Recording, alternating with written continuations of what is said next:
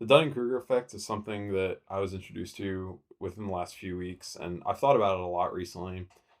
The basic concept of it is that it's a psychological theory or bias study, I guess, and it's represented by this graph of intelligence on the x-axis and confidence on the y-axis, and the actual curve of the graph is takes a pretty abnormal shape.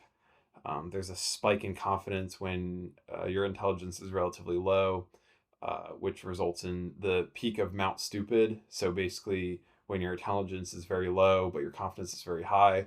So, an example of this is being introduced to a topic and then maybe like watching a 15-minute YouTube video on it, and you think that you know everything there is to know about it.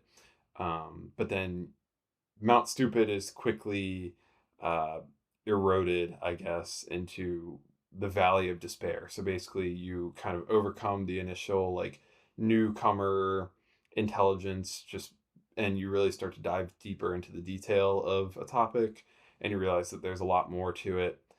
Um, and then it kind of gradually creeps up with intelligence. So your intelligence right after Mount Stupid is lower or is higher, but your confidence is much lower. And then it's kind of like a linear climb from there to where you never really reach that same confidence that you felt at the peak of Mount Stupid until you're very, very knowledgeable about a topic and you realize all the kind of edge cases and all the little minute details of it. And when you were truly an expert. And so I thought that this was a pretty fascinating concept, and I've noticed that a lot of topics in my life, I am at different points of the Dunning-Kruger curve, and something that is kind of a more long-term topic that I've done a lot of thinking about is money or personal finances. And I think that so my friends and I got really into personal finance back in 2023. We were all in between like graduating high school and starting college and everything. So we were kind of starting to, you know, work preliminary internships or just working more than we were working in high school. So we had a little bit more disposable income, and we're looking into saving and investing and stuff like that. And, beginner credit cards. And I think at that time we really thought that we had things figured out, and we were, investing in all these individual stocks that we thought were gonna boom. And, looking back, some of them did well. ARM is one that I know one of my friends is super invested in, literally and figuratively. And I know that they've done very well, but there's others that it was just like, what were we even thinking? And I think that I'm kind of still in the valley of despair with personal finance. And I don't know if personal finance is really ever kind of reach that climb out of the valley of despair, at least for me, because something that I've noticed is that despite the fact that I am now graduated and am working a full-time job and have some other like side hustles that are fairly consistent money, and I have a steady source of income, and I'm doing my due diligence with saving a certain percentage and getting my 401k match and making sure that I'm doing all the things that they teach you in basic personal finance to set myself up for a decent present and a bountiful future.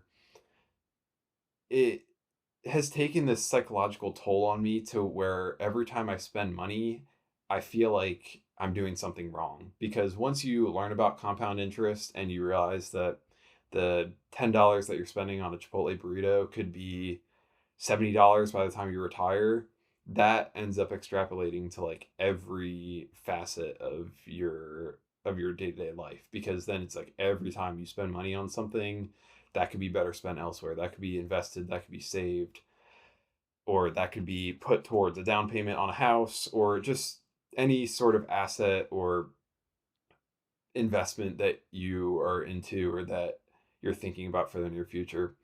And for example, for me, just having graduated with student loans and auto loans on a new car, and I recently was engaged, so my fiance and I are thinking about saving up for a wedding, and then down payment on a house. There's just so much stuff to save up for, and I feel like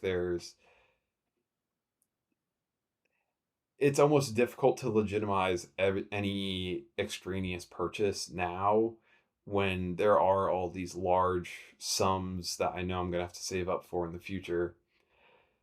And people talk a lot about enjoying the present and that, money can't buy happiness or whatever it may be. So you may as well just go and pursue your passions and not worry so much about how much you have or how much you're earning or how much you're saving.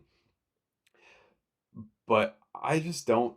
Maybe it's just the way that learning about personal finance connected with my personal psychology or something like that, because I know that some people, they are very knowledgeable about personal finances and they are able to save properly and invest properly, yet are still able to spend on their day-to-day lives and go out and do things and have fun. And maybe it's just that I'm not talking to them and digging deeper and finding out these things, but on the surface, it doesn't seem like it's affecting them.